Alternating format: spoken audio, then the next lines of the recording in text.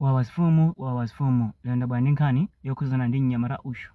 Mnyamata ameneyu akufuna chithandizo, akuti tithandize maganizo. Mnyamata ameneyu dzina lake ndi Hanafi. Hanafi amachokera komwe uko ku Blantyre, koma amakhala mu dziko la South Africa. Mkulu ameneyu adakumana ndi mkazi pa Facebook. Mkaziyo dzina lake ndi Joanna. Joanna amachokera ku Malawi ku area 25. Anthuwa adayamba kuchenza. Zotsatira zake chibwenzi chinayambika. Chitayambika chibwenzi, Hanafi anamuza Joanna, uziwa chani, ndifuna ndiukwatire, ndipo Joanna adalosangalala. Zotsatira zake Hanafi adamuza Joanna, uziwa chani, nditumizire nambala ya mayi yako, ndipo Joanna adatumiza. Hanafi ndi mayi yake a Joanna adayamba kuchenza mpaka na anthu aja adamvetsetsana. Hanafi anawawuza mayi yake a Joanna, muziwa chani, mwana wanu uyu ndifuna ndimkwatire, ndipo mayi yake a Joanna anamuza Hanafi, palibe vuto, ungathe kunkwatira. Kenako Hanafi adayamba kutumiza ndalama kutumizira Joanna. Mwezi uliwonse amalandira ndalama Joanna zochoka kwa Hanafi, ali pofuna kuti azigula zimene akufuna. Ndipo akhala apanga zimenezi kwa nthawi yayitali. Tsiku lina Hanafi anawuza mayi yake kuti ndapeza mkazi ku Lilongwe ku area 25, chonde kaonekereni. Ndipo mayi yake Hanafi adapita kwa Joanna, adakaonekera kwa asewere.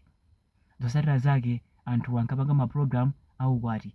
Ndiye wiki yatha Hanafi sanamwimbire foni Joanna, wakhala kwa masiku awiri osamwimbira foni, koma Joanna sanamwimbirenso foni Hanafi, ivi ndikungocheka kuti apeza bwanji chachitika ndi chani, sanapange zimenezo. Ndi Hanafi analodabwa. Kenako anadikirira kuti mwina mkazi uja ayimba, koma mpaka na 3 days idatha. Kenako Hanafi anatenga foni yake kumuimbira Joanna, iwe sindinakuimbire kwa masiku angapo, koma sunandiimbire, zikhala bwanji, uli bwinobwino? Joanna anena kuti eya ndili bwino. Ukutani panopa ndikuchapa, ndiye chifukwa chani sunandiimbire? Joanna ananena kuti sole, ndinali busy. Kenako Hanafi anati okay yabwino, anacheza pene paja kunatha. Mawa lake Hanafi chimozimozinso anamwimbira foni Joanna mwa nthawi zonse, koma foni ya Joanna inali busy. Zotsatira zake sanamwimbirenso, anakhala. Mkazi uja sanapange please call back kapena kumwimbiranso Hanafi mpaka na tsiku linadusa. Mawa lake Hanafi anayimbanso foni kumwimbira Joanna, foni yake inali busy. Waisa kuimbanso foni ili busy mpaka na kwa 1 hour. Chamma 12 masana anisanso kuimba, foni ija inagwira. Kenako anayamba yankhulana naye mkazi uja, chochitika ndi chani, ndakhala ndikuyimbira koma sukundiyankha, komanso foni yako ili busy, zikhala bwanji? Kenako Joanna adanena kuti sole, ndimankhulana ndi m'bale wanga, ndipo ndayankhulana naye kwa nthawi yayitali. Hanafi anati okay chabwino, ungatengeko screenshot namba ya m'bale wakoyo, ndifuna ndingopanga confirm kuti umankhulana ndi m'bale wako. Mkazi uja anati okay chabwino, kulizi screenshot ija mkazi uja sadatumize. Hanafi adikirira mpaka nakutopa. Mawa lake anayimbiranso foni kwa ayimbira apongo zake kuti mwana wanu zimene akupanga ineyo sindikuzimvetsa, panopa akuoneka kusintha, chochitika ndi chani? Ndipo dzulo ndimamwimbira foni anali busy amacheza ndi munthu wina akuti m'bale wanu, ndipo anthuwa amayankhulana kwa 1 hour, koma nditamuza atenge screenshot namba ya munthu amene amacheza nayeyo, yeyo anati okay chabwino, koma mpaka na pano sadatumize.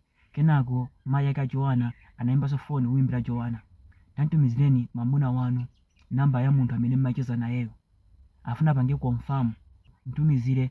Joanna anena kuti okay chabwino, kulizi mayi yake ajaso sadatumizire nambala ija, komanso Hanafi sanamtumizire nambala ija mpaka na pano kulizi. Ndiye panopa Hanafi akusinkhasinkha, kodi iyeyu apange chani? Mkazi wake akuoneka kusintha, zinthu zambosintha, ndipo mkazi wakeyu mwezi uliwonse amamtumizira ndalama, koma mkazi wake sakulabadira. Ndiye mutakhala inuyo mungatani?